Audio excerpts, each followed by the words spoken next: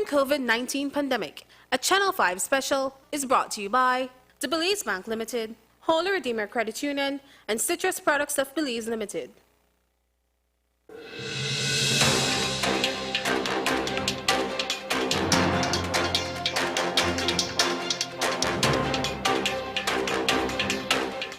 Good evening and welcome to another episode in the series Uncovering COVID-19, a Channel 5 special.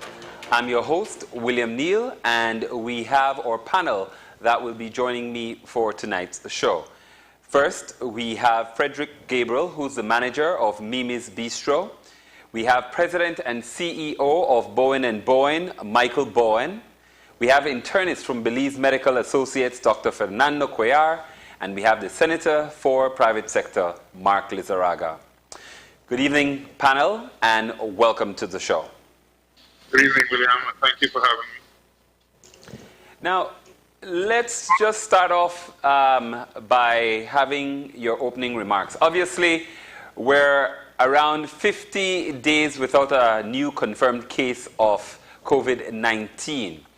Does that make you breathe with a sigh of relief, or do you think that causes some kind of confusion, depending on which sector you're in? Well, William, with 50 days, yes, it is a sigh of relief, but I think that the damage has been done and is continuing and will continue in days to come, months to come. As we spoke earlier, Senator Lizarraga and I, we realize more and more now how much these industries are interlocked. That when tourism goes down, the restaurant industry goes down, the meat shops are hit hard, and it continues down the line. And I'm sure Michael would attest to this also, especially in the tourism sector. But in reality, yes, we're COVID-free for 50 days, but the damage in terms of unemployment and disposable income, we're not recovering from that, and I don't see us recovering in a hurry. Let me jump in right away. I've always have a perception that the two competing entities here are human health and economic health. And sometimes, depending on who you hear talk, you would see the balance way in that particular direction, no?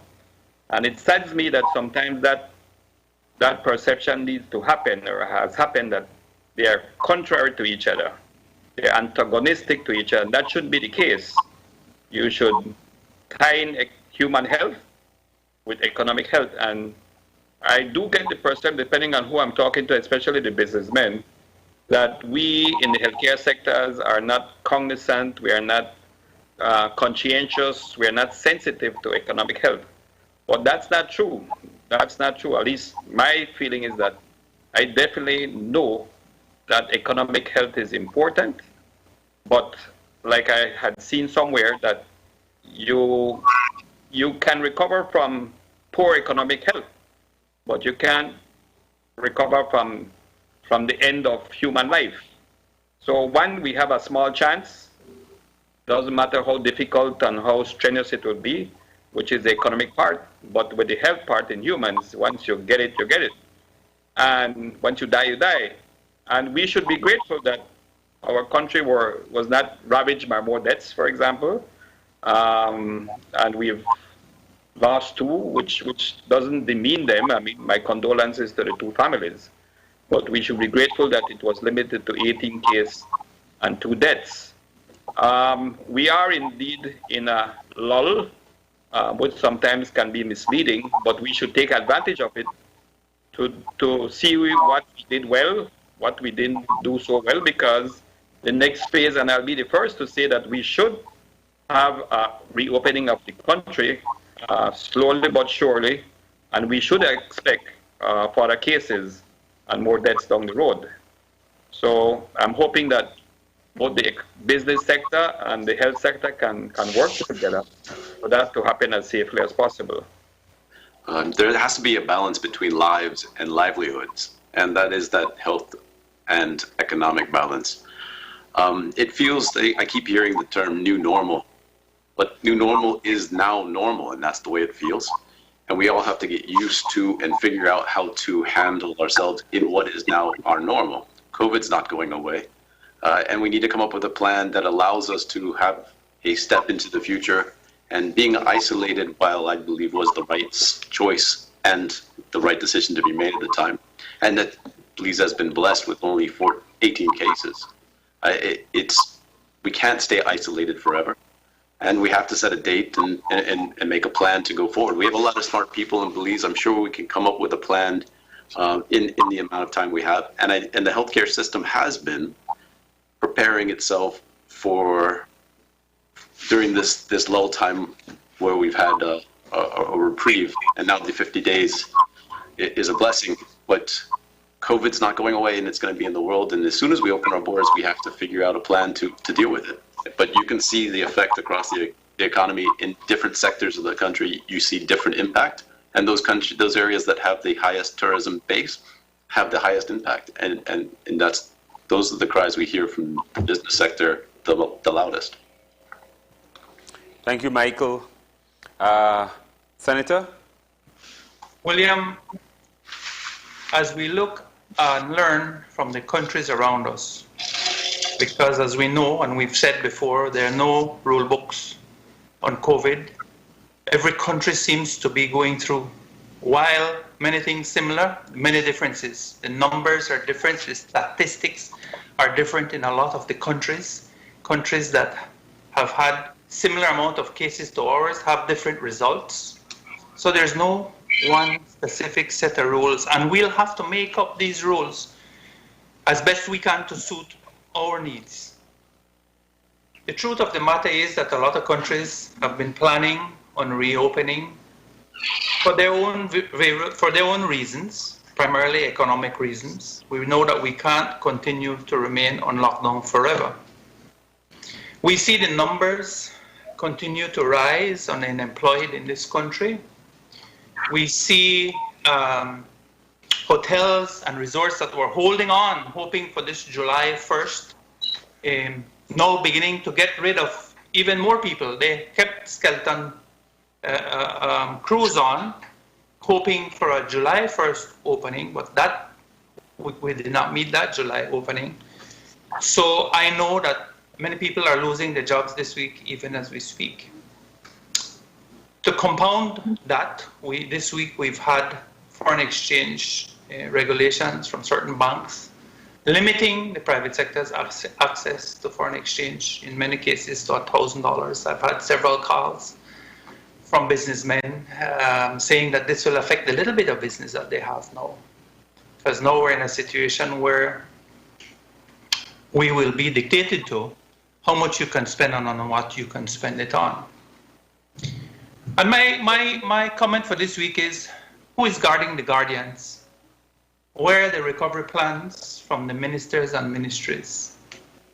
Each minister and ministry should have been working on a plan by now, or in June, to present to the Belizean people for his or her ministry to change, for his or her ministry to become more efficient, to cut expenses in the ministries, and to introduce steps, more importantly, on how it is that their ministries will help our country to survive and recover from COVID-19.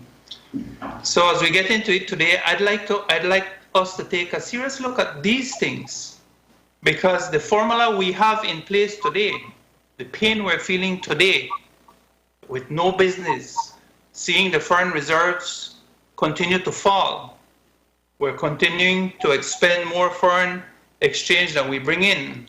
They all need answers. They all need to be addressed.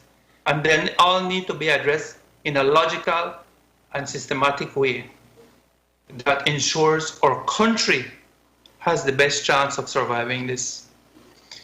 I'm very, very concerned to see that the Prime Minister has announced that we have 40,000 households now receiving aid through the food pantry or through the food program. That's approximately 160,000 people. The average is 4 persons per household. Add to that the 40,000 plus that have been receiving aid through the Social Security program and the unemployment program. That's 200,000 plus people depending on a government that has seen its revenue decrease. 200,000 Belizeans are in need of help. That's half our population. So we cannot continue as norm. We have to find answers. We have to find solutions. We have to mitigate against the risks. And the risks are wide and varied in all the ministries. And every ministry and every minister is responsible, in my view, of proposing a plan. And those plans are not here. They're still silent. And we're in June. Okay, thank you very much, Senator. And with that, we've heard the opening remarks from our panel, and we're going to go ahead and take a first break. And when we return, we'll pick up some steam and broaden the 360 perspective on uncovering COVID-19. Don't go anywhere. We'll be right back after these messages.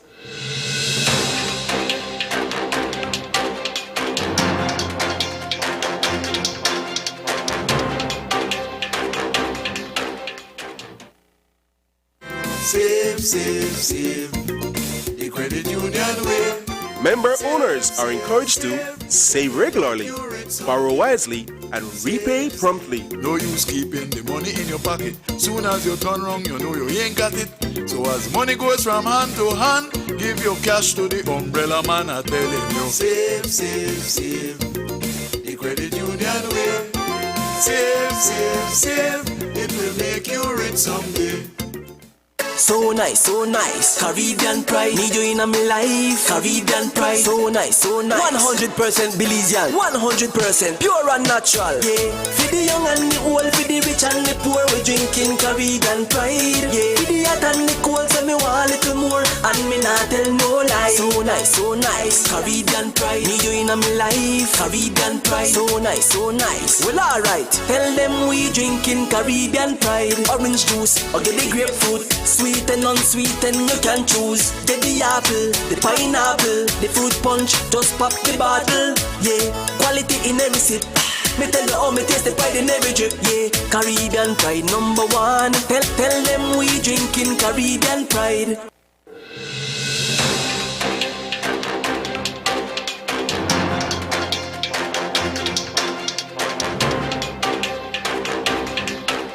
And welcome back to Uncovering COVID-19, a Channel 5 special.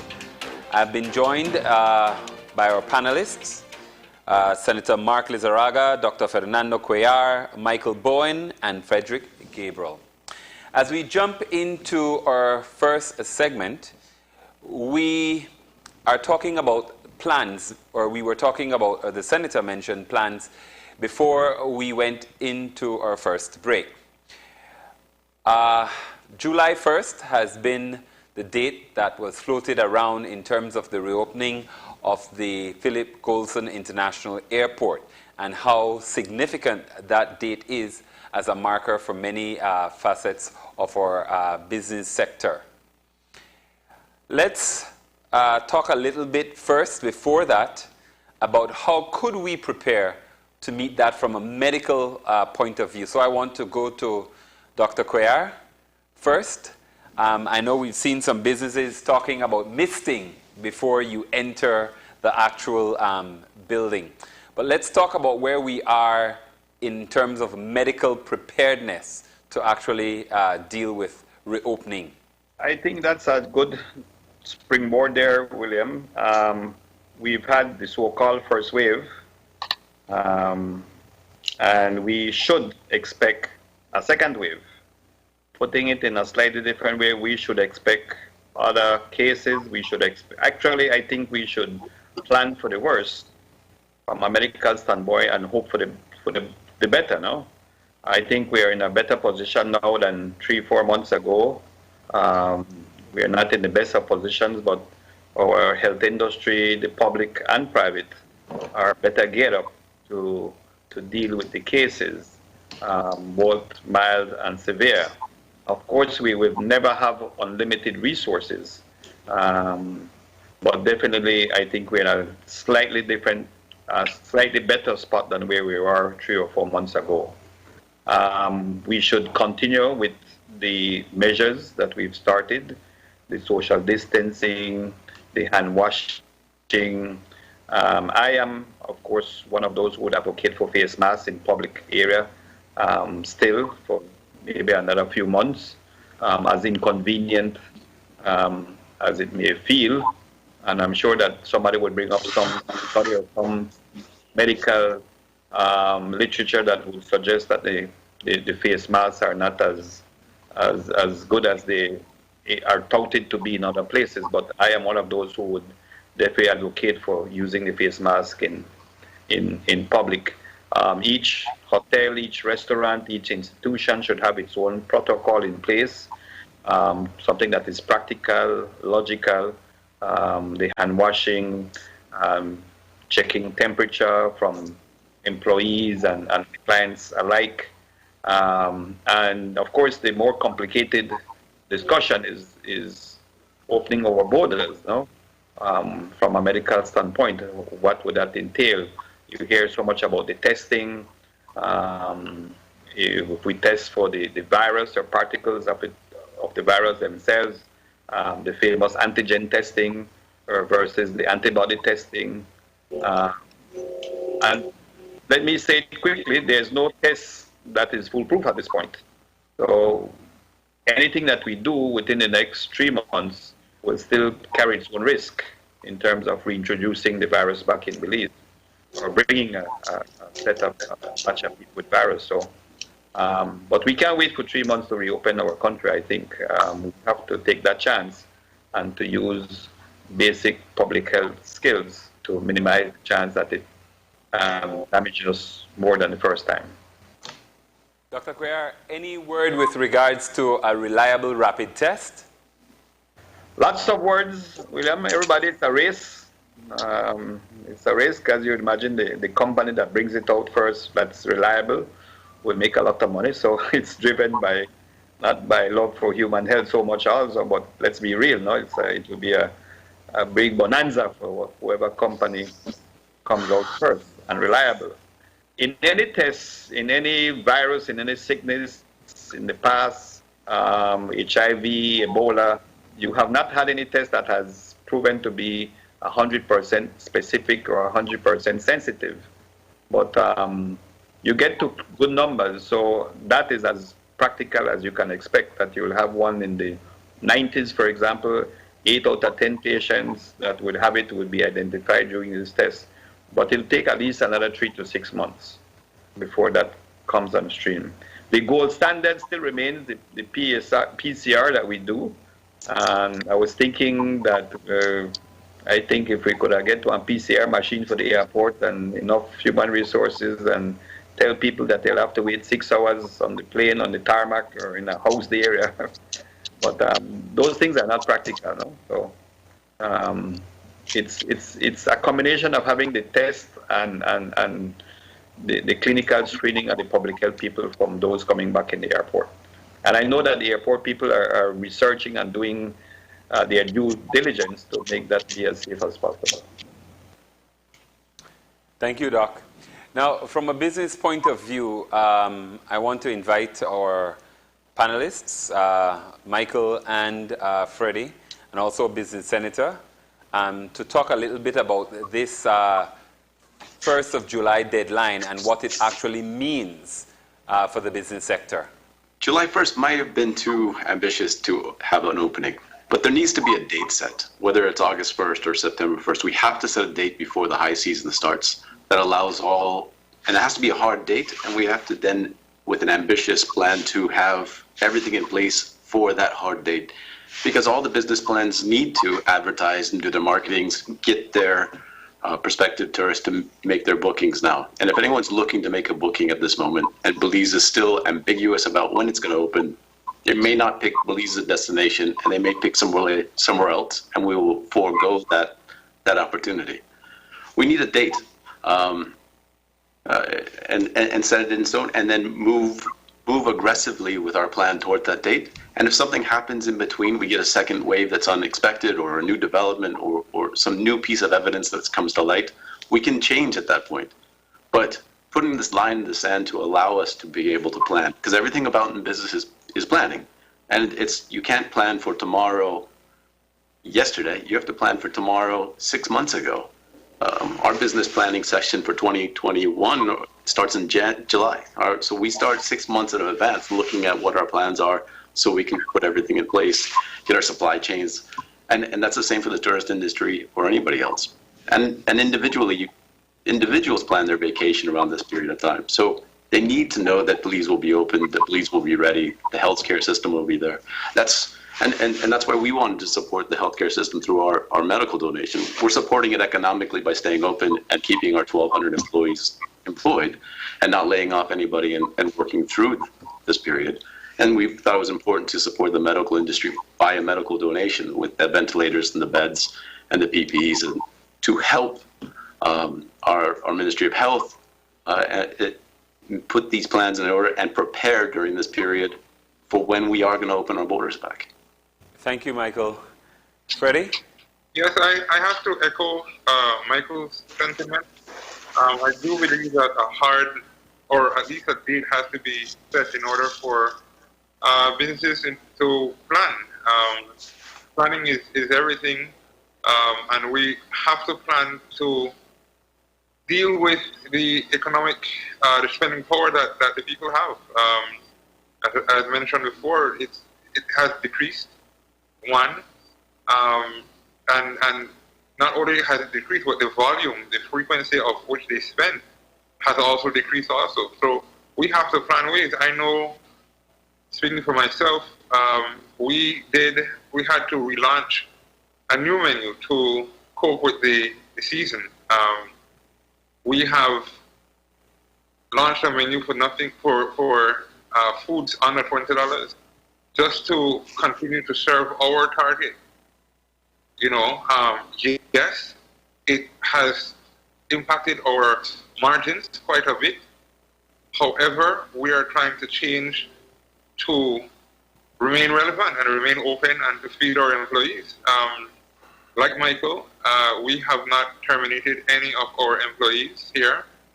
We have, however, cut hours, like Dr. Lizaraga Senator Lizaraga and I were speaking earlier. We have cut hours to afford to pay everyone. And it has to be something that we are continuing to plan to know when we can take it to the next level, when we can open more, when we will be able to advertise to tourists coming in. I say that, however, with a grain of salt, because then we have to also keep in consideration the health, medical industry. And I am concerned mostly about opening the country because I am afraid that we may have a second wave that we cannot handle, and that the medical or the hospitals will be strained by the cases if we just open up everything once and for all. Thank you, Freddie.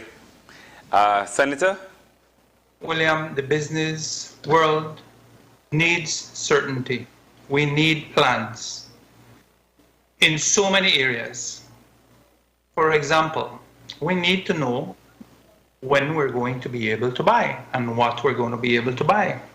We need to know we're going to be able to buy supplies. We need to know when we're going to have inventory. We need to know when we're going to have full-scale production.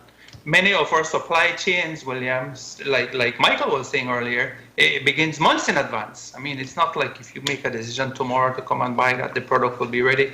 Many of us have to go through a whole manufacturing process, and that process begins when you purchase your inputs or whatever from abroad. So we need plans. One can certainly understand the original position was that we were going to be waiting for a reliable, what was termed as a reliable rapid test. Unfortunately, now the medical community is still not able to give us a firm response as to when that test will become available, no fault of theirs. But we need to continue to try and mitigate against having this dreaded second wave or third wave. Why do I say that? I think a lot of people in Belize still miss the point that this thing can be explosive and one can turn to 1,000 overnight.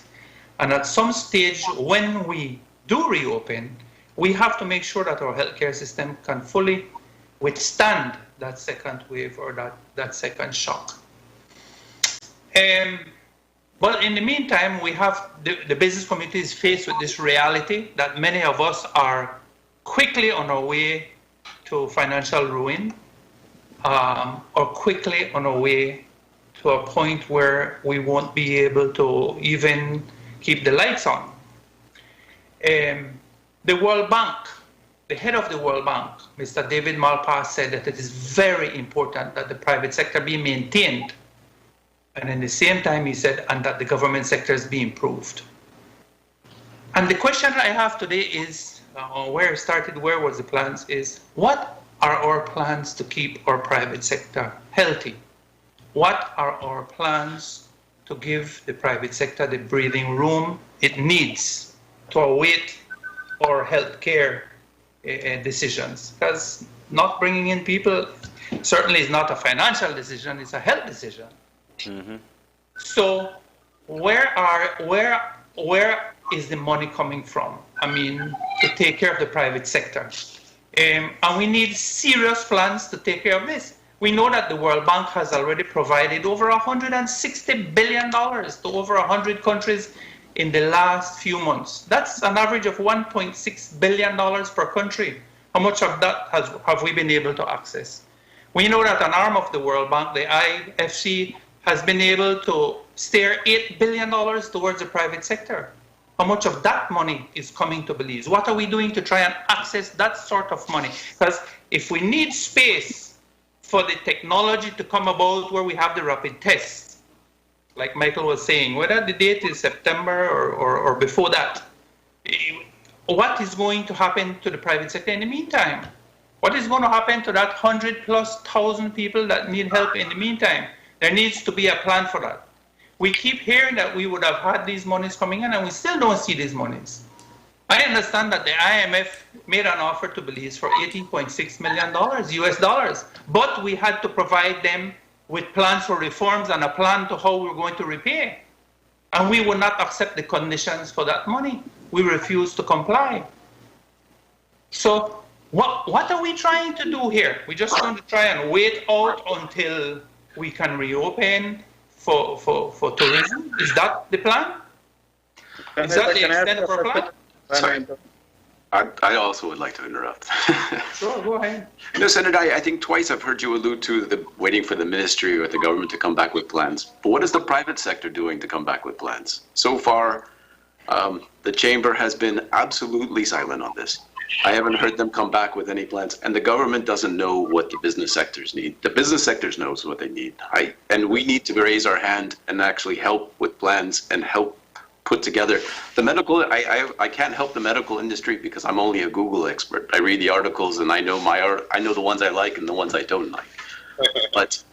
So I defer to the opinion of the medical industry. And like Doctor said, he understands the balance between health and economy. But at the same time, I don't hear much from the business sector coming up with their plans other than we need to open the border or we need to open on July 1st. Quickly, well, I don't know if Michael. I don't know if you're a member of the Chamber of Commerce. I am. I'm an inactive member because I think the chamber doesn't provide a lot of support for us. I think they're very commerce based and not industry based, and so. But they've been silent through this whole pandemic. Well, that is true. But I must tell you that they have worked on a comprehensive set of plans that they have provided to the Economic Development Council. And those plans, some of them are being contemplated, let's say it that way. But it's not because there's been an absence of request. There's not because there's been an absence of input. It's just that no decisions have been made, to be honest with you. Obviously, the Chamber of Commerce, as the Business Bureau, have made several recommendations already. And what we hear when we hear the Prime Minister speak is still, oh, well, don't worry about foreign exchange. I have a plan to get foreign exchange, but you don't see the foreign exchange. And in the very week, the banks come out and say, guess what, guys? We have an issue with foreign exchange. You're now being limited to $1,000. So, yes, go ahead.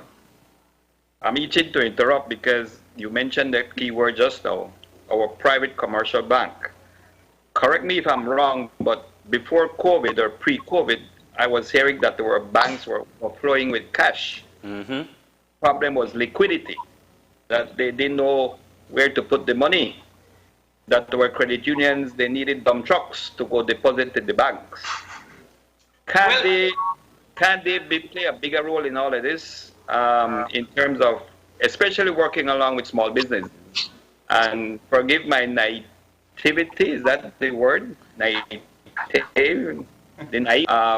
But I think that if there was money before COVID, where did that money get to? They can assist the small businesses and take that risk and be prepared for a lesser profitability, but inject money into that part of the economy for the small businesses to get ahead, and even the individual people. Well, I'm going to use Michael's words here. Relying on government and that kind of thing as much as we are feeling that we're doing. Look, I'm going to use Michael's words here. The banking system, unfortunately, has been primarily, more designed to lend towards the commercial than the productive. That I will agree with you. I mean, that's a fact. So, yes, there are two different things we're talking here about, Doc. One is local currency. Yes, the system is flooded with local currency. Yes. And the other is foreign exchange. What has been happening in our country is that we have been importing far more than we've been exporting. And how do we keep that balance? How do we pay for that trade imbalance and that negative flow of foreign exchange? Well, we've been meeting it primarily through government borrowing. That's how we've been getting a lot of our foreign exchange. Yes, we get foreign exchange from tourism. Yes, we get foreign exchange from the other areas, exports, etc. But to make up that deficit, so to speak, because we import more than we export, we've been financing primarily through government borrowing. So that formula has not worked. And if I may say, this was a trend we were seeing because the banks began cutting back on foreign exchange well before COVID. COVID just exploded it and brought these things more to a critical point. And I think that yes, there are many in the private sector that have had to renegotiate with the banks. The banks, wisely so, have decided to renegotiate and extend lines of credit, not with any reprieve of interest, by the way, in the short term. But as this thing extends, and if we have a second wave, it can extend more. One would assume, one would want to think that government is the banker of last resort, so to speak. Government has a responsibility, a social responsibility as well, to try and assist and support not only individuals who need food, but businesses to remain alive so that they can rehire these people and bring them back, bring their livelihoods back into being post-COVID. And if the businesses cannot survive, then who takes care of this social crisis that we will have after COVID? It's going to be the very government that's going to have to find it. If the government doesn't find the resources to take care of it and come up with the plans to address those issues, then we're going to be a failed state. Is that what you're going to tell me? And the answer cannot be that we're going to kick the ball down the road and I'm sorry for the next person that comes along. That cannot be the answer. Can I interject a bit? Sure. I agree. I agree a bit with what you're saying, but like Michael asked, what is the private sector doing to help? I don't think we're in a state where we can rely solely on the government to solve the problems of the private sector, or not only the private sector, but also the country. Well, Fred, I'm sure you know that the private sector is not solely depending on government. I'm sure you know, like you said, we all have our individual plans, but Correct. What we need here is a national leadership strategy as Correct. to what is going to be the end game. Correct. Because we need to plan. We need to plan, but we need to know where we're going. Are we going to conserve right now? For example, I have not fired as well, but because I was hoping for an early open as well. Mm-hmm. But now, as we're now uncertain for the next 2-3 months, I need to relook as to whether I'm going to cut opening hours some more, or whether I'm going to have to lay off people. Exactly. So I need to plan as well, because I do not have an unlimited supply of credit or cash. And I imagine I'm not unique. I look, and I mean, I was talking to a lot of people in the tourism sector this week.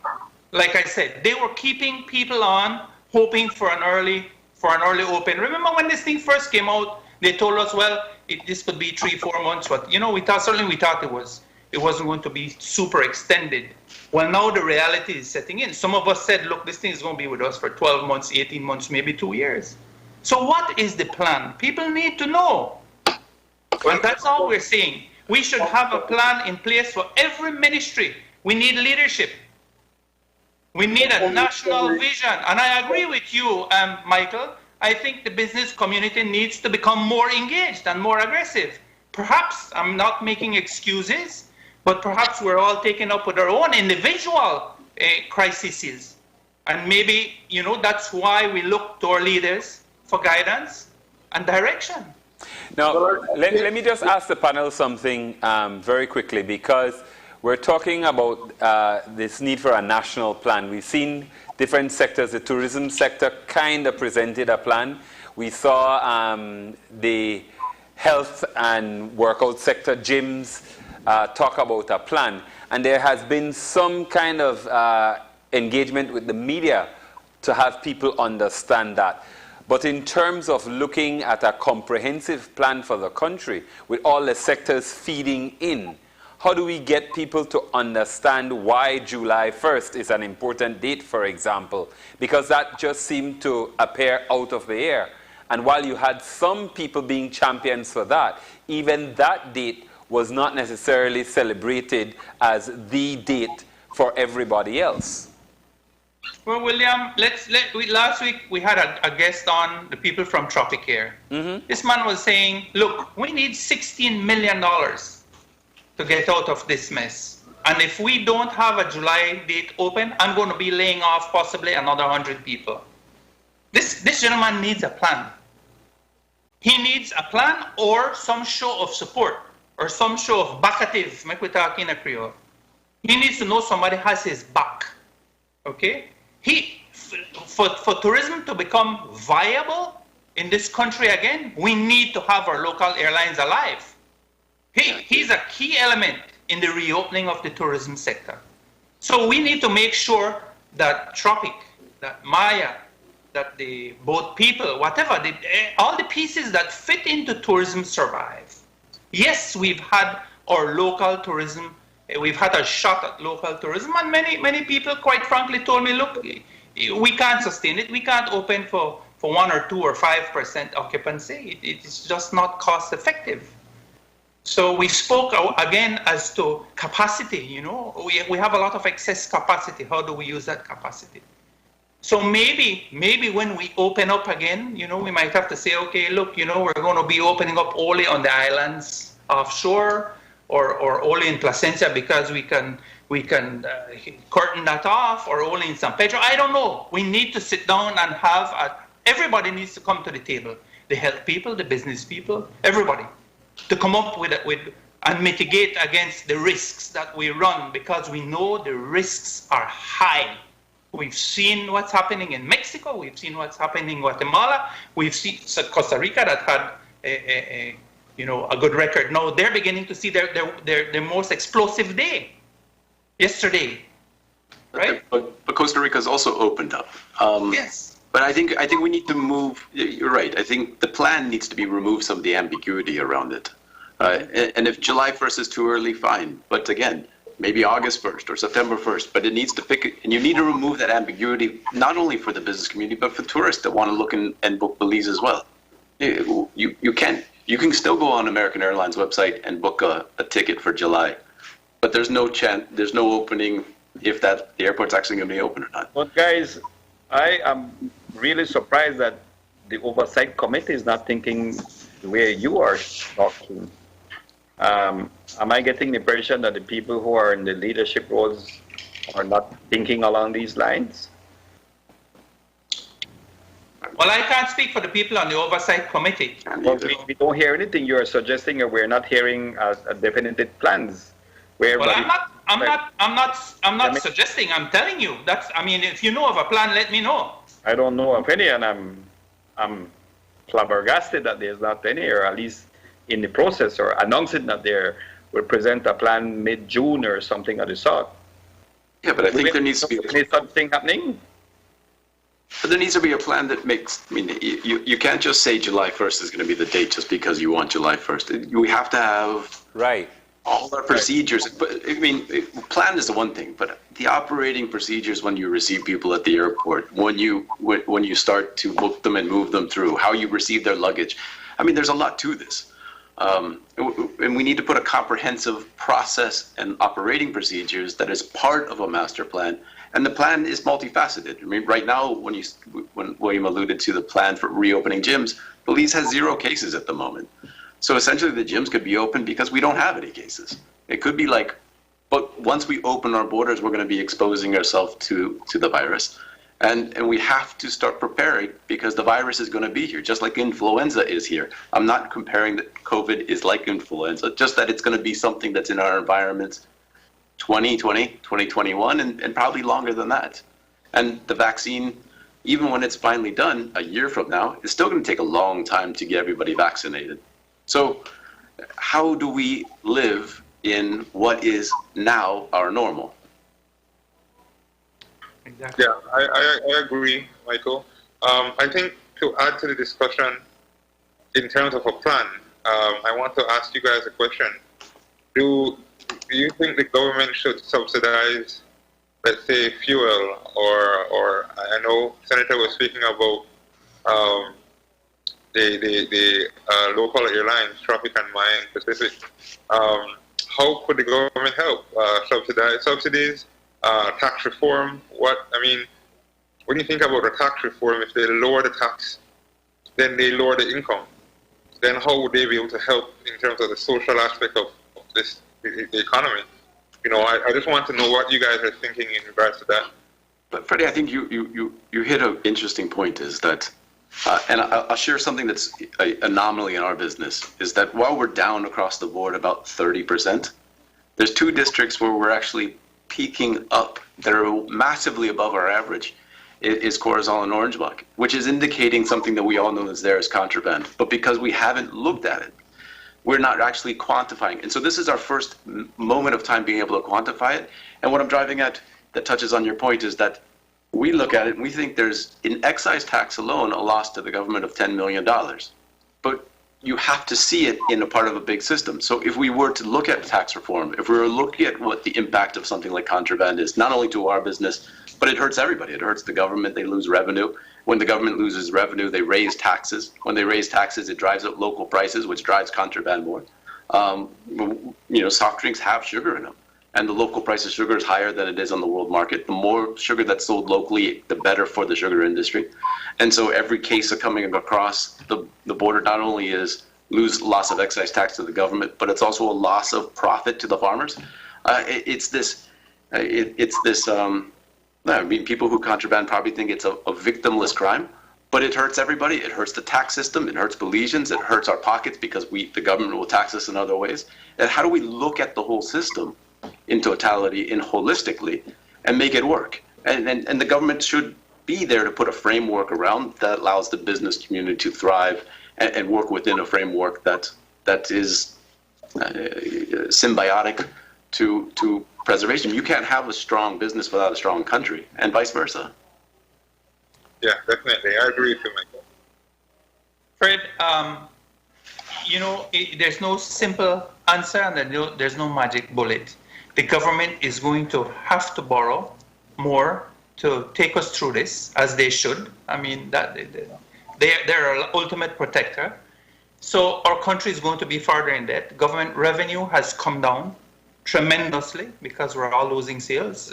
Michael is losing 30%. We've lost over 60%. You lost 100%, and are just reopening now. Many people have lost 100%, and we don't know when they will be back in business.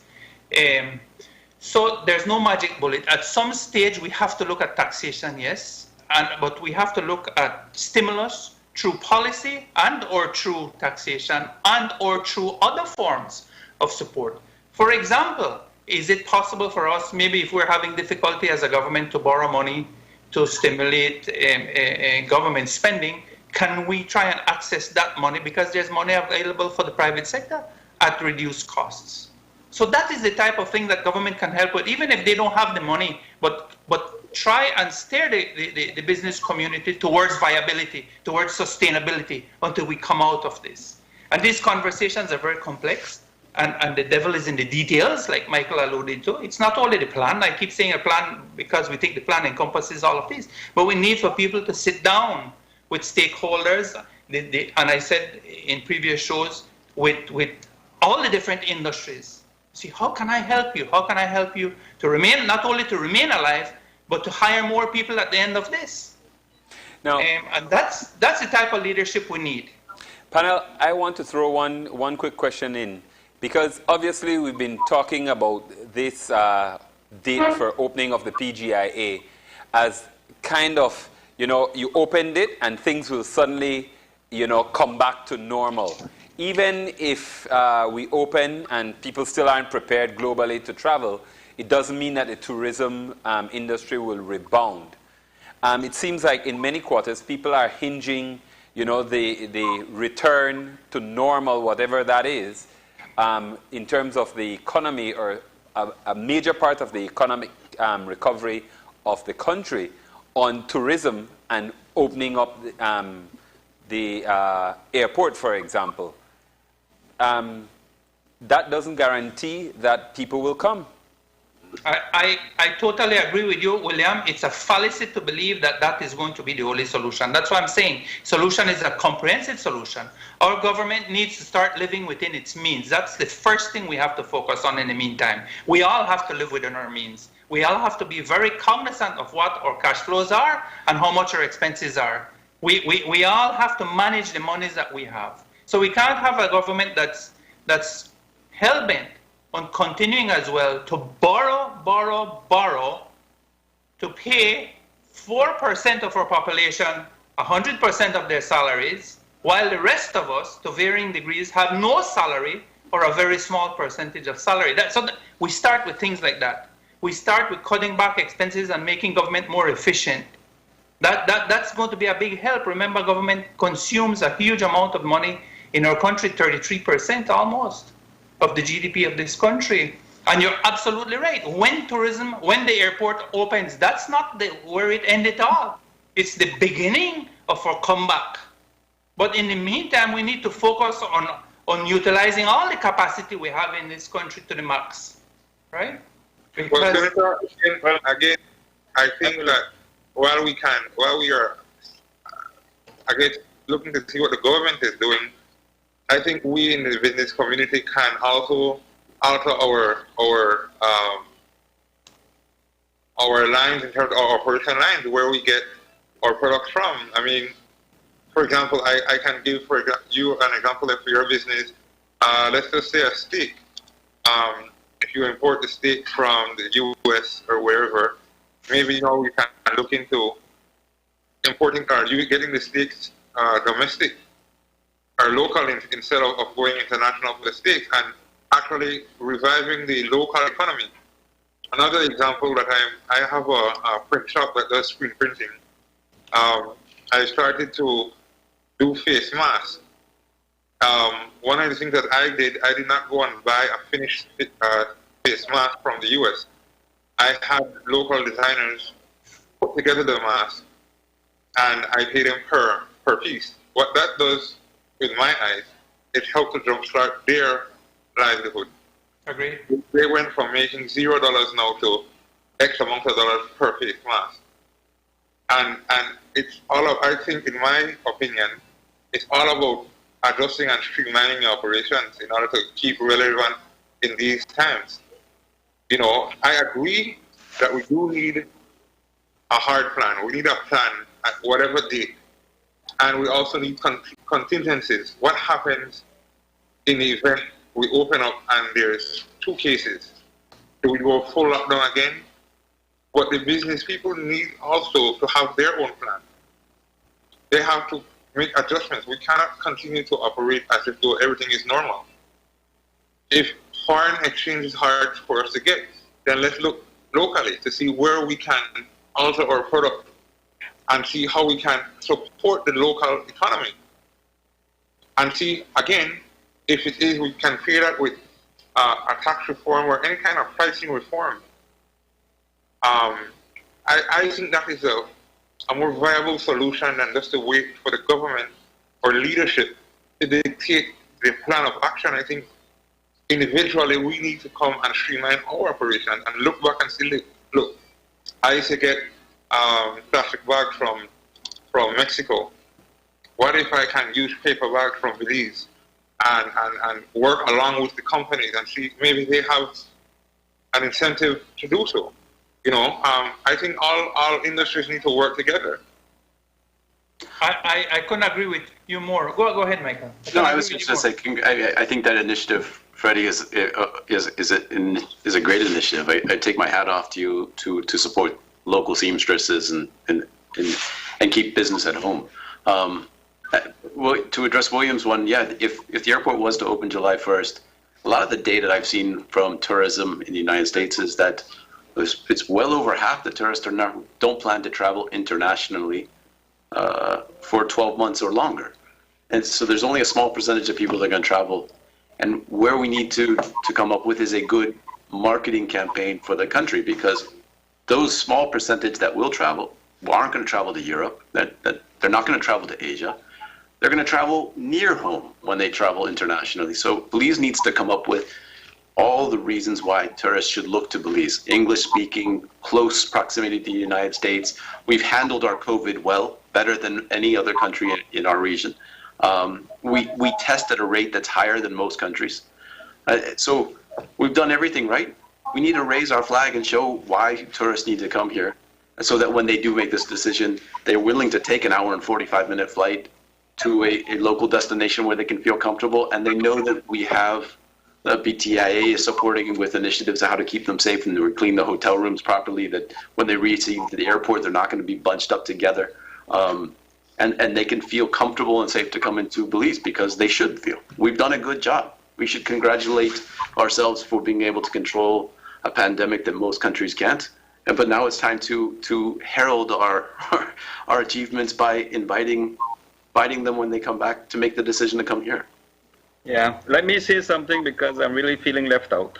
Go ahead, Doc. At the same time, I'm feeling smart, because amongst you smart fellow panelists, no? Because all your brilliant comments that you're making. As it relates to tourism, should we not also be thinking of a long-term plan as not to rely too much on tourism, for the same reason it has taught us not to rely on it? It's too vulnerable. It's been so vulnerable to a virus. We hear air by air, it's vulnerable to the weather, for example. So we should also be thinking long-term that our, what's the fancy word you guys use? The GDP should not be as dependent on it, and move away from it, so that within the next 10, 20 years, we can say that we have another service or an industry that will replace it. Diversify, I think, is a good word to use here. Diversify our economy. And I'm very, very flabbergasted about how come the people that sit on the top are not saying and doing the things that you three are saying. Okay? I mean, it sounds so easy that it came from you, but why don't our leaders think about the same? Why don't they do what you exactly have been saying over the past few minutes? I think you're right? I mean, Belize is lucky. While 40% of our GDP is on tourism, it's only 40%. If we were a St. Lucia or a Barbados or some of these other islands in the Caribbean, I bet their percentage is much higher than ours. And so they have to open now, because if you look at our tourism sector, their business is down to zero, essentially. And that's the voice that's screaming for us to be open.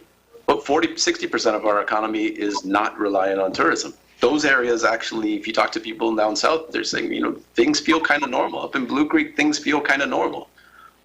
So we're lucky. But now, how do we strengthen our economy overall? I mean, forget about diversifying. How do we get into finished goods so that we actually export finished goods? How do we grow the pie bigger so that while even if it's 40%, that our baseline, if you want to call it your operating cost in a business term, is the pie so big that it allows us to weather bumps in the road along the way when they happen. Because even in agricultural, you can get shrimp gets viruses, you get storms that affect crops, pandemics affect tourism. I mean, every industry has its downfall and its risks. And I think now, how do we get into more industries? How do we grow the pie bigger? How do we do things collectively? And not look at what somebody else is doing and seeing how I can get a piece of that, but how do we create something new? Too many times do we look at our neighbors making money doing such and such, so I'm going to do a little bit too. No, forget it. I mean, there's a lot of opportunity in Belize. Let's grow the pie. Let's make it bigger, and that will help everybody. All right, we're going to go ahead and take a quick break, and when we come back, we'll continue talking about what new business models need to be put in place, what kind of plans, and how do we get some attention to get the public and government, private sector, and everybody engaged, talking about what this plan needs to look like and what the details are. We're going to go ahead and take a break, and when we come back, we'll do more of the same in terms of our discussions.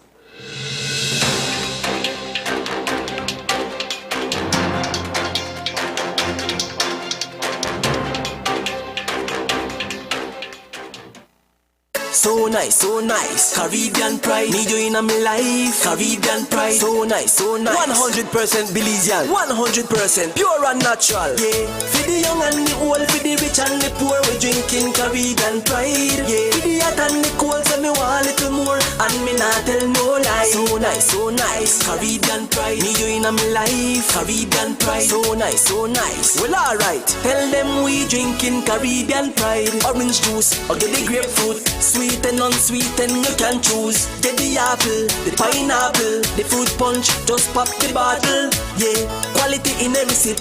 Me tell you how me taste the pride in every drip. Yeah, Caribbean pride #1. Tell them we drinking Caribbean pride. In these challenging times, the one thing that is certain is that the Belize Bank Limited is here for you. There is nothing more important than your health and safety. And we continue to make every effort to make banking safer for you. Our staff is working around the clock to make sure you can do your banking conveniently 24/7 using our mobile banking app and online banking and keeping ATMs up and running. We value your relationship with us and are here to provide the support you need. First responders are also out there 24/7. Thank you, healthcare workers, security forces, firefighters, caregivers. You are all appreciated. Stay safe. We will get through this together. The Belize Bank, our country, your bank.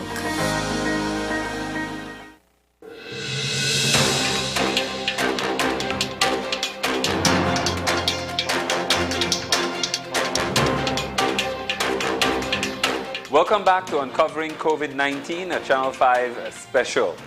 And before the break, we were talking quite extensively about a plan, a national plan of sorts, to bring everybody to the table to see what are the facets of our economy that we need to sit down and work out the details.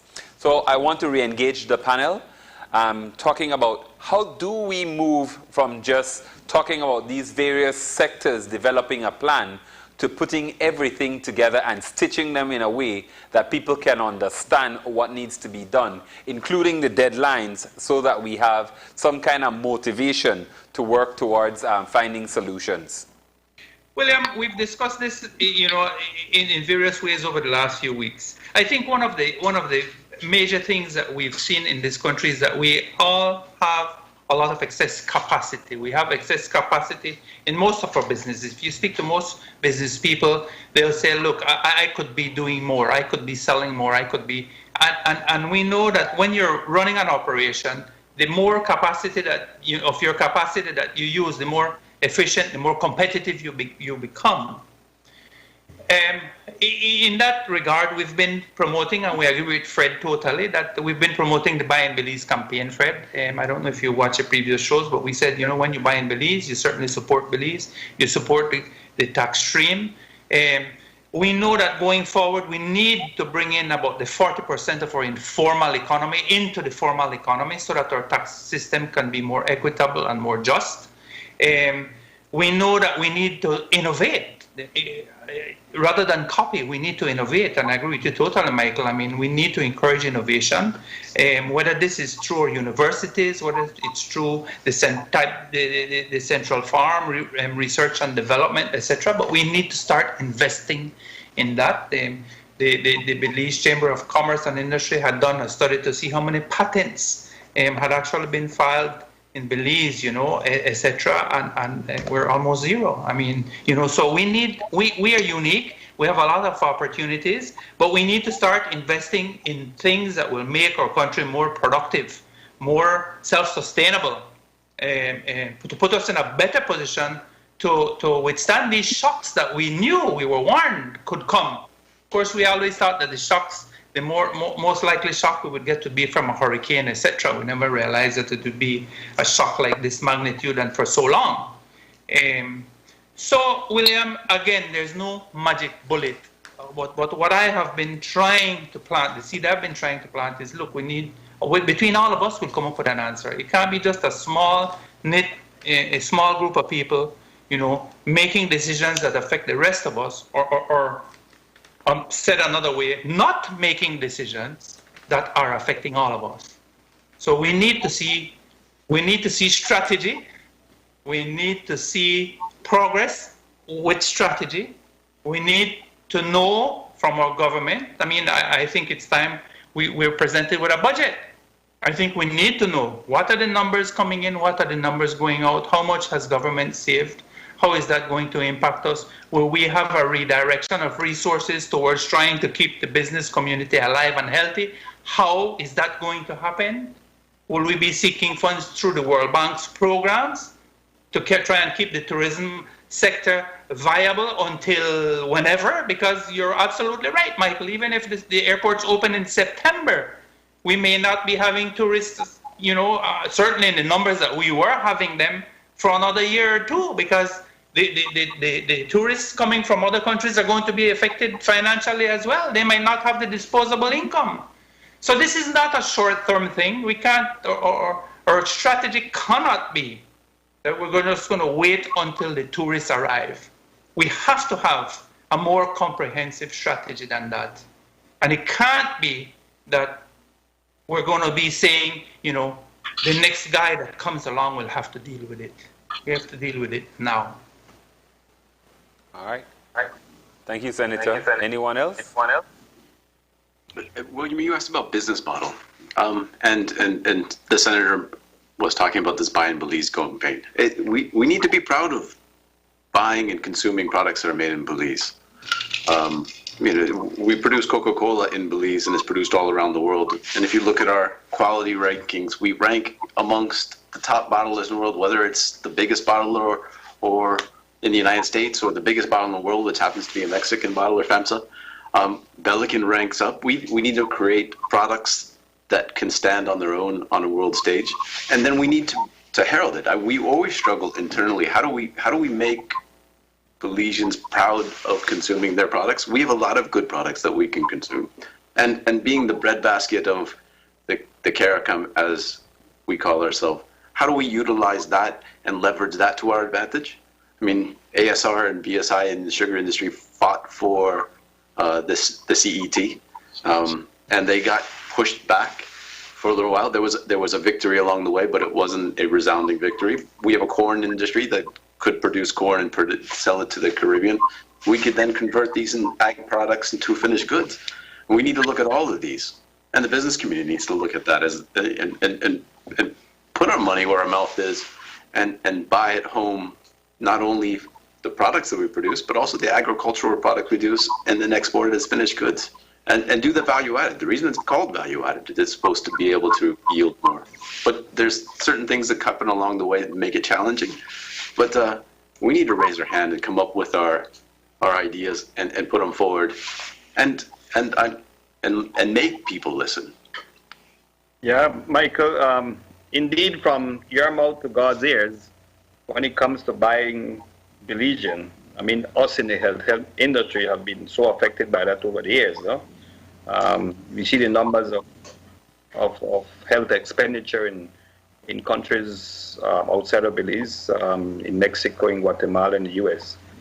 Just from the situations that have happened in the past and the custom that anything that is produced or done here locally is not as good as elsewhere. So it's an attitude change that we have to work towards. We have to prove ourselves indeed. Us in the private health sector, we do have to come up and be offered to offer high-level health care, for example. And the other thing I want to mention is, I think Fred had alluded to it earlier, specifically as it relates to the health plan, we need to have a plan for contingency, okay? If we have one case, what will we do? If we have 5 cases, what will we do? And 20 cases, we have to have that very well locked down so that we don't have to close up again and have this conversation in the next 6 months again. No? So I think, I hope that our health people are doing it. And again, I go back, because this whole thing has been run by an oversight committee. And they were given, or they took the task themselves to run the country during the COVID and after the COVID. So I'm hoping that these people are thinking the way you are all thinking. Yeah, but in any crisis, there's urgent and important. And urgent, you have to go fast, and important, you have to go slow. And when we got our first cases, we moved urgently and closed our borders and protected Belizeans and protected everyone's life. Now it's an important decision. How do we reopen? We have to, and going a little slower to make sure we get it right is important. And that's why. So we're at this precipice where we have to protect lives and livelihoods. We have to come up with a plan that allows us to make the important decision. And I agree with you, Doctor. It's how do we keep our dollars at home and support our local economy and celebrate our local economy? I think that the communication needs to be clear between the various industries and the people making decisions, whether it is the oversight committee, whether it is the leaders that we elect. I think that the conversation, the audience needs to be the people that are in the industry, the players of the industry, and not just a selected few. But I think that it's a conversation that needs to be had, a holistic conversation, similar to what we're having, an open conversation with a bit of debate. I think because at the end of the day, what happens is that we play politics with a lot of it, and it is not a political game. It's more of national importance. It's important for the country, for the people. It's now a survival mode we're getting into, and so I think everyone is affected. I think that everyone needs to be at the table. Though that's not practical, we need to have someone that represents each industry, whether it's a restaurant or hospitality, whether it's I don't know, the financial industry. I mean, whatever it is, I think we need to have a representative that can speak and communicate for us all. Yeah. Putting aside politics, we also have to be able to listen to each other. I'm sure that the 4 of us don't all have the same exact opinion, but I would happily listen, and at the end, you don't have to agree with me, and I don't have to agree with you, but we have to put the ideas out there, and based on open communication, that's the only way we'll make a comprehensive plan that is the strongest plan. It can't be a one-sided one. It has to be multiple views and multiple facets in multiple industries, and it isn't simple. We can't look at it and just strike a pen and make a new plan, and it's going to work. It's going to take revisions. It's going to take trial and error. But for reopening, we have to make sure we get it right. I want to ask for your comments on a particular issue, because we keep talking about the national committee that meets to discuss the way forward, but we've not really been privy to any kind of conversations to say with certainty if there is a plan that is being discussed, what are the ideas that are being brought to the table, and how do we move forward. I think that's a part of the puzzle that somehow creates an area of gray, that we're not sure what the conversations are at that table. And I know, Senator Lizarraga, you have been crying out for an increase of traffic to the table in terms of bringing more people, more ideas, etc. But is that the direction that we need to go, where we actually get some kind of a definitive feedback from the committee on what is being discussed? William, I'm not privy to what happens around that table. Obviously, I just look at the results and I just look at what's been happening and what's been reported. What I said earlier, I think, is very critical. I think we have different ministries. I think we have different ministers responsible for different areas for governance. And I think that all of these ministers and ministries should be contributing in some way, shape, or fashion to our strategy to survive and our strategy to come out on the other side of this COVID. And those conversations we don't hear. It can't be that only a handful of people, I don't know how many people sit on the oversight committee, but it's overwhelming. We're in an overwhelming, unprecedented time. And if they meet once a week, they absolutely cannot plan strategy for the whole country. I mean, they need help. And I think that they need to realize that they need help. I think the ministers and the ministries need to contribute. And I think, subgroups need to be tasked. I think there was a mention that some subgroups from CEOs and heads of departments or whatever was going to be formed. But I think that needs to be widened, and they need to be more aggressive. Quite frankly, I mean, we know that this thing is going to be with us for a long time.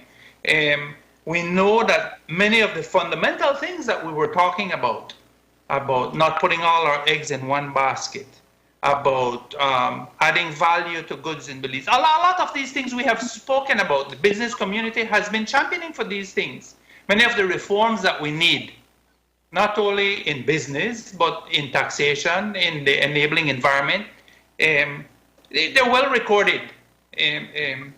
So this is a time, there's an opportunity in front of us, and I'm sure Fred will agree with me, and certainly Michael will agree with me. This challenge before us has forced us to be very efficient, hasn't it? I'm sure we're watching all our pennies, we're watching our waste, we're watching our investments, we're watching our productivity.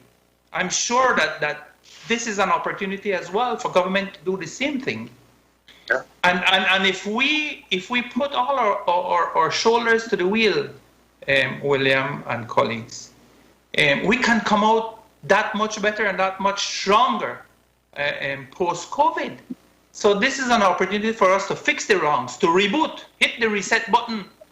And I don't think we should waste the opportunity of us coming out of this crisis with a firm resolve and commitment to fix the things that we have abandoned and neglected for too long. We have focused on tourism, yes. We've focused on infrastructure, yes. But we have to look at the results. How much more resilient has that focus left us as a country to the neglect of a lot of other areas? So there's so many things we need, so many reforms we need in the country, and I believe that this is an opportunity for us if we're serious. But we have to have leadership that's committed to doing it, you see? We have to have leadership that wants to do it and that is focused on doing it. So it sounds like you go right back to that whole discussion about political leadership. That is what will make the definitive difference, won't it? Yeah, so because it all sounds nice and dandy what you guys are saying. I mean, you have brilliant ideas, the business community, the large industry, commerce versus productivity. But what has happened, what our experience has been in COVID is that we have an oversight committee where I am confused a little bit of who is in there, what's their decision-making process, what kind of resources they're leaning on to make these decisions. I'm hearing that, like the Senate said, that they need to be more inclusivity in this thing. And then sometimes you actually hear that cabinet has met today and they either agree or disagree with what the oversight committee has said. So well, it is clear in my mind, Dr. Cuellar, that that committee does not have a terms of reference, because I have inquired. They do not have a clear terms of reference, one. And two, based on what I have heard, it's strictly advisory. We're still being run by the decisions of cabinet. I think when it's convenient, you hear that the oversight committee so and so have decided so and so. But it's just an advisory committee. But doctor, you also need business leadership. I mean, we have to make decisions as a business community that is good for the country, right? That's my point. That reinforces what the senator is saying. We need more inclusivity. We need brains like you and Fred and everybody in this small business industry, everybody health, okay? And not just two handful of people that perhaps might be politically connected or to make or not make decisions. Yeah, but so a few years ago, we changed our mission statement in Bone to Bone to pursuing excellence for a stronger Belize, because we strongly believe that we need to help Belize become stronger to have a stronger business. And so I think more in the business community needs to start looking at how we can help the country as much as the country helps us, because you can't have a strong country without a strong business and strong business without a strong country. And so sometimes you hear business plans that are myopic that help one person, but how do you make a business plan that helps the greater good? How do you create industry? Industry is a fundamental stepping stone to growth. I mean, commerce is good, but that's fine. But industry, you have engineers, you have operators, you have managers that run it. And when we import products, those managers and smart people are somewhere else, and we ship profit somewhere else. So we by having industry, you stop some of that brain drain. You give opportunity for young people to have a career, and we need to support this, and not just look at it like in a commerce side of the business, but in a business that helps the greater. And you're right, Senator. This is an opportunity. I think COVID, putting aside the health issue of COVID, which is terrible, and we have to make sure we mitigate all losses. It is this opportunity to have reform and to look at our tourism industry. How do we make them bring all their foreign exchange into Belize? Because I bet you not all of it comes in. And there's other contraband. This is the first time something we all knew is there. This is the first time we've been able to measure it and saying, this is the impact. And if you take that impact and spread it across other industries, what else is coming in that is stealing away a job from a Belizean, stealing away tax revenue from the government, stealing profit from farmers? Because you bring in a case of soft drinks, you're actually importing sugar from somewhere else. You're actually hurting your own industry by doing it. And it's coming in through the north, which is the sugar industry. So, I mean, it's these things we have to raise awareness of. And this is this opportunity to measure in a quantitative way and to make some identification of problems so that we can solve them. Agreed. One thing I had alluded to it earlier, I'm hoping that, as the senator is saying, that plans are being put in place and dry runs are made, and especially when it comes to the reopening and the contingency plan. Okay, we will get more cases, and what we will do with those cases, it cannot be a repeat of the first wave. We cannot go back to close down and have this conversation again. So we, from the health sector, and hopefully my colleagues in the health ministry, have that contingency plan that if we have one case, we have 10 cases. And I think we're in a better position to plan for that. No? We can agree that the first time around it hit the whole world hard, but we've learned, we have experiences from other countries, and we can piggyback on them. So again, my nomination for you three guys on this.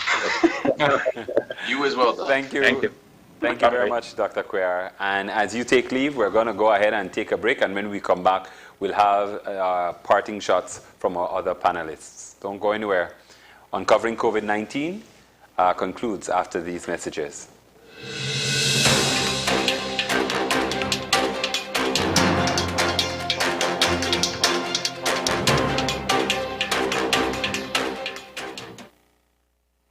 Save, save, save. The credit union way. Member owners are encouraged to save regularly, borrow wisely, and repay promptly. No use keeping the money in your pocket. Soon as you turn wrong, you know you ain't got it. So as money goes from hand to hand, give your cash to the umbrella man. I telling you, save, save, save. The credit union way. Save, save, save. It will make you rich someday. In these challenging times, the one thing that is certain is that the Belize Bank Limited is here for you. There is nothing more important than your health and safety, and we continue to make every effort to make banking safer for you. Our staff is working around the clock to make sure you can do your banking conveniently 24/7 using our mobile banking app and online banking and keeping ATMs up and running. We value your relationship with us and are here to provide the support you need. First responders are also out there 24/7. Thank you, healthcare workers, security forces, firefighters, caregivers. You are all appreciated. Stay safe. We will get through this together. The Belize Bank, our country, your bank.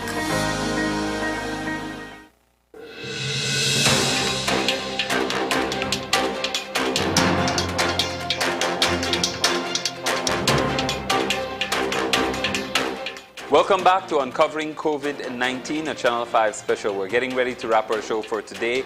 Unfortunately, Dr. Cuellar had to take leave due to an emergency, but we still have 3 of our panelists here with us. For Fred and Michael, I want to talk a little bit about the experience that you have had as businessmen during this COVID crisis. So what would you say, Michael, first, are some of the lessons that Bowen & Bowen has learned as a company, and how do you continue functioning amidst the crisis? I think the biggest lesson we learned was communication.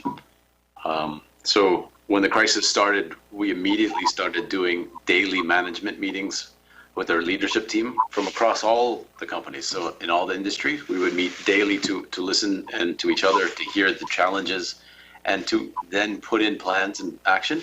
And then it was the communication to our family of employees.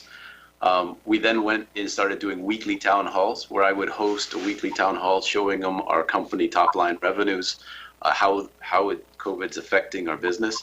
I take questions and allow them to answer. Some of them very tough. And that progressed, and we did that weekly through the heavy part of the pandemic crisis and the lockdown. And what we're taking out of this for the future is, how do we continue this communication, not only on the leadership team so that we can share experiences, but also continue that communication with our employees. We started an online opportunity where they can share their ideas, their thoughts and suggestions. And it's amazing to hear the team pull together with these ideas, many that we've implemented. Many of the ideas we come up to are from them. And the overall support, we have done cutting of hours. We have done some austerity, but we polled our employees and said, do you feel that we should be looking at reducing headcount, or should we all be pulling this together to save everybody's employment and their livelihoods? And resoundingly across the board, everyone pulled together and said, we're a team. From an industry, we're in the power industry, which wasn't affected. It was an essential service. That team, which wasn't affected by any of the COVID lockdown measures and loss of revenues, that team also said, we're a part of this. We feel part of the team. And we will contribute to help out other industries inside the group. That community camaraderie that came through only through the communication, being able to share the experience, is a big lesson for us. And how do we maintain this going forward so that we can continue to communicate? Thank you very much, Michael. Fred? I can't speak on the scale of Michael, but communication and the importance of family. Like Michael said, we have a staff of family here. We don't have employees, we have family. When we were in full swing the restaurant would operate for 11 hours a day. And so we operate Sunday to Sunday. And we were forced to become close friends and then family. You know, I think one of the takeaways from this entire thing was the importance of family time. And so what we've implemented, even now, is that we would do more family outings a day in every month, just to show them how much we appreciate them. We haven't terminated anyone. We refuse to do so. We continue to work in harmony. We work along with our staff to develop the new menu. The idea of the new menu with nothing over $20 was from our staff members. We worked along with them. We listened to them. We aided them when we could. Even in opening, I think right before closing, we switched over to doing dollar wings, simply to keep the lights on and to keep them paid. You know, we did that for them. That wasn't a profit-making venture. It has gotten really hard, as Senator Lizarraga said. We lost 100% sales. We had to close down. And to get back up and running, we were motivated by them and their families. And that's the reality of this pandemic, that we take a step back to realize the importance of other people who are not blood related, but have become blood related, or have become family, rather. You're around them 11, 12 hours a day. You're with them more than you're with your actual family. And so what we've done now, we've changed the opening hours to Sundays off, so that they can spend time with their family, and we can also. Thank you very much, Fred. Now, Senator Lizarraga, I know that you've been talking primarily from a big picture kind of position, but you also have your own business that you run, so perhaps you can also tie into that conversation with our other two panelists. Well, William, thanks for this opportunity, and thanks to my two colleagues for sharing their experiences, both wonderful thoughts and experiences that they've had. Like I said earlier, this is an opportunity for us to learn so many things. And to be honest with you, William, my staff, they've been gems. I mean, they understood what was happening. 60% of our business directly came from the tourism sector. We supply a lot of the high-end resorts with meats and products. So we got an immediate hit overnight. And then, of course, when you have decreased buying power and decreased consumption, you get hit again from the people in the community. So we had to reduce our working hours. We have been resisting laying off people. We've all decided that it's best for us to reduce the hours that we work. What I've done personally, to be honest with you, is I have been physically working in store, in shop, in production, getting back in. It feels great. I mean, I'm feeling very good from that standpoint, being physically active, trying to see how we can improve, tighten corners, you know, work with people, lend to the team spirit, and let people know that you're there with them, shoulder to shoulder, you know, helping as part of a team, strengthening the team, so to speak. William, this is going to be with us, we believe, for a long time, and it's going to be very difficult. So not only as individuals, but as a country. And what worries me most is the well-being of the majority of people in our country. Some of us will be able to survive this. Many of us will not. Many of us will lose everything that we have worked for all our lives. Many of us will see all the monies that we had saved disappear completely. So that is the sense of urgency that I bring here. That we are a team, we are a family, we're a country. We're all living in this country. We're a team. And like Michael said earlier, he needs for people to be successful so that he's successful. And your employees will only be successful if your company is successful.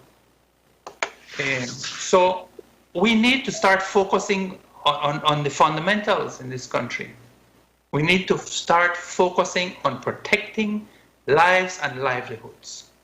We've been focused primarily, like Michael said earlier, on protecting lives, and we've been lucky in great part, but we've done a good job with the infrastructure that we've had. We have to give kudos where kudos should be given. But now we have to start worrying about how do we ensure that the livelihoods of our Belizean people can be sustained, improved, not sustained, because you want to improve them. Belize has too many resources. Somebody mentioned earlier, our brothers in the Caribbean, they've lost a great portion of their GDP because they depend more heavily on tourism than we do. Thank goodness we still have some diversification in our economy. But we need to strengthen those sectors and grow them as well. Continue to consume what we produce and produce what we consume, value add. All right, thank you very much, Senator. We're not to our parting shots quite yet, but we're very, very close. Before we leave, let's check in on our viewers' feedback from last week. Devin Lozano said, the government needs to be flexible. They know we have no cases and still they're being too strict. If we have some cases in the country, I could understand. While Marco Ramos says, for now, invest in your country. Forget about the Yankee dollar till it picks back up. Until then, keep our money circulating here in our country. Those were the feedback from our viewers. And now, panelists, let's have your parting shots before we close the show. My parting shot is I empathize with the tourism industry and everybody that works in it and has ownership and has invested in it. That's an industry that just disappeared. It was taken away from them overnight due to a pandemic. I do not envy our leadership team because there is no playbook, as the senator said, and I think they've made decisions based on the information they have to safeguard Belize, and that they've done a great job on. And they've weathered the hard storm. But now it's time for us to put together this concept of how we will live in a world that has COVID, and reluctantly say plan, because I think it's more than that. I think it's understanding where our place will be, what tourism will mean to us, how we emphasize other industries, and how we look at things that now we see for the first time that we can control. I've mentioned contraband 3 times in the conversation because I think this is one of those things that hurts Belize, that people don't understand how much it hurts. It just feels like a victimless crime, and it's one of these moments in time where we can measure it and fix it. And I think Belize has a lot to offer. I mean, we are the jewel, and we've handled this well. And I think we need to herald our accomplishments along the way and really take advantage of it when it comes to tourism, to open it back up, because while it's 40% of our GDP, that's a big chunk, and we need to support that industry as much as possible. Thank you very much, Michael. Fred? Yeah, I echo Michael's sentiment once again. I think that, again, we need to promote and support the local economy and local markets. I think that we should streamline operations as much as possible. And where possible, again, revisit the supply chain and see if we can make adjustments to support the local markets and economies. I cannot stress that enough, that we need not wait for leadership to dictate what we should and shouldn't do. I think we need to take the initiative and go to them. As Michael said earlier, yeah, we can wait for them. Or what are we doing to help the situation?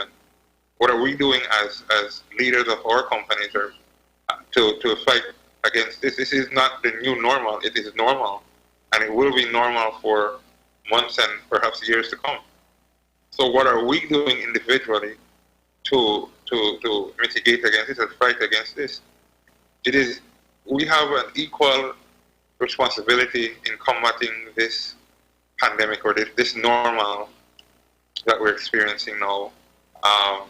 And I believe in supporting one another.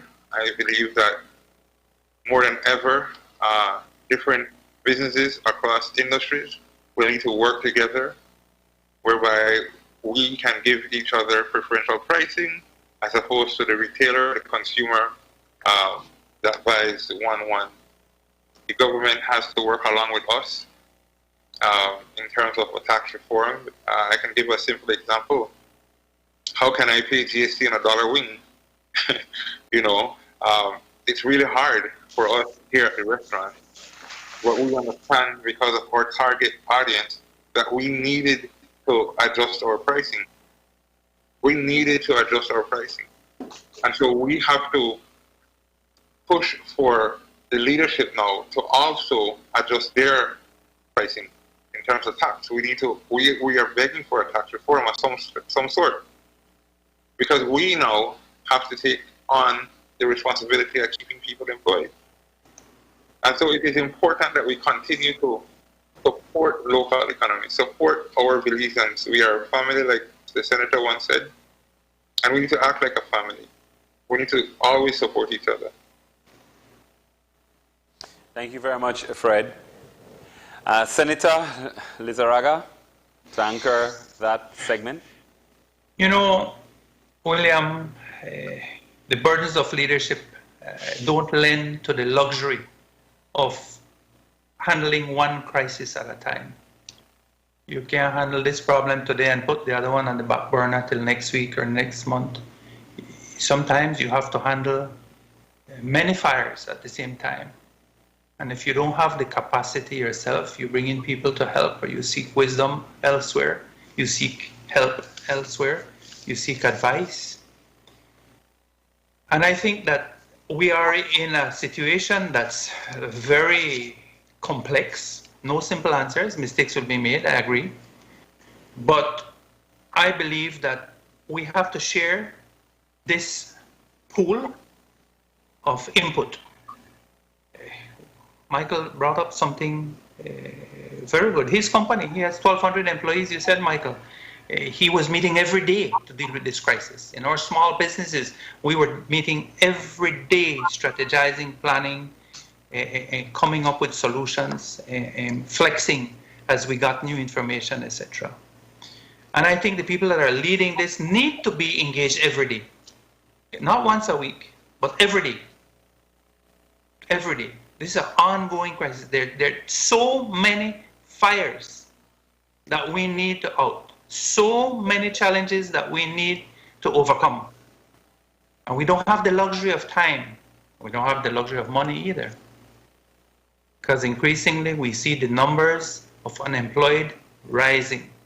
Next month or 2 months or 3 months, whatever it takes for us to arrive at that place where we feel that we have things in place to mitigate against infections coming in. At some stage we have to open, like everybody's saying. But I believe that we can get there and we can get past this if we open the pool of input. If we have the serious conversations that we need to have, and if we take this opportunity to learn from the mistakes that we've made in the past and to correct them. I will end, William, like I always do. Be productive, Belize. We all have to be productive. We all have to learn to add value to the things that we do in this country, whether it is through the face masks or whether it's through whatever you buy locally. We have to learn to add value, consume what we produce, and produce what we consume. Thank you very much, William. Thank you very much, Senator. Before we close off the show for tonight, we'd like to shine the light on COVID-19 kindness. Tonight we feature Earth Lopez and her Dangriga-based For the Children campaign. She has been organizing the collection of food items and educational materials for families whose daily routines have been disrupted. The packages even include recipes for them to cook together and have time where they can bond as a family. We definitely appreciate the work that she continues to do to build a sense of community. Thank you for joining us tonight. I am William Neal, reminding you to stay safe. Until next week, take care.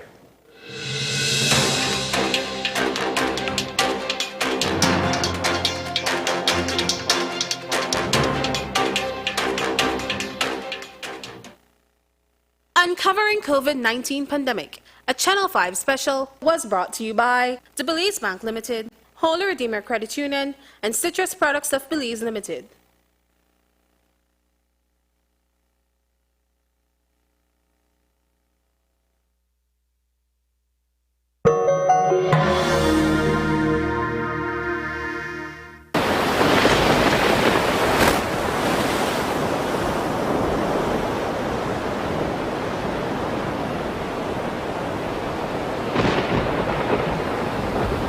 The official hurricane season for the Atlantic Basin, the Atlantic Ocean, the Caribbean Sea, and the Gulf of Mexico is from June 1st to November 30th. The peak of the season is from mid-August to late October. However, the hurricanes can occur anytime in the hurricane season. These are basic steps you can take to prepare for the hurricane season. Learn about your community's emergency plans, warning signals, and evacuation routes.